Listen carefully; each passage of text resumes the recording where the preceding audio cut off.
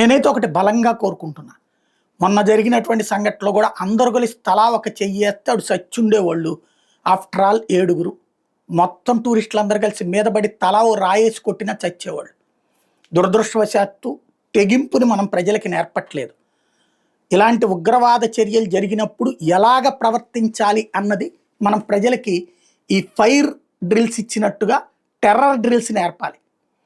చోడా బుడ్డి పెట్టుకుని కొడతావా, చేతిలో కత్తి ఉంటే కత్తితో కొడతావా, కర్ర ఉంటే కర్రతో కొడతావా, దొరికినోడు కొడితే ఆడు కాలుస్తాడు. ఎట్టాగూ చస్తున్నప్పుడు చచ్చే ముందు ఆయన చంపి చేద్దాం అనేటటువంటి ఒక తెగింపు తీసుకురావాలి.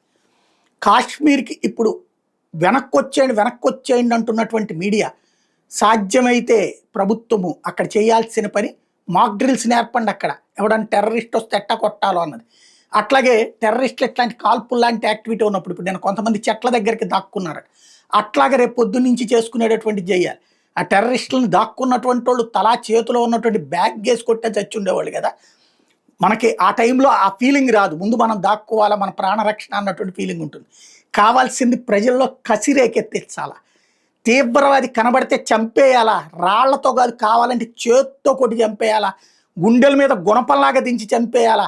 వాడు ఎట్లాగూ చంపుతాడు అనుకున్నప్పుడు చచ్చేయడం ముందు మనం వాడిని చంపుదామన్నటువంటి తెగింపు రావాల్సినటువంటి అవసరం.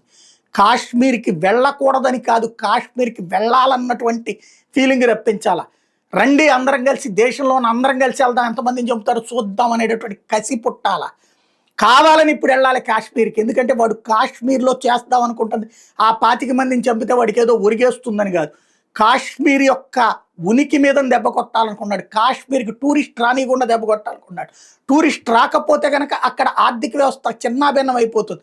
తద్వారా మళ్ళీ కాశ్మీరీలు పేదరికం వైపుకి వెళ్ళిపోతారు. కాశ్మీరీలు పేదరికం, ఉపాధి లేని బ్రతుకుల్లోకి వస్తే అప్పుడు సచ్చినట్టు 100 మంది తీవ్రవాదులు పుడతారు, 1000 మంది తీవ్రవాదులు తయారు చేయొచ్చని భావిస్తున్నారు.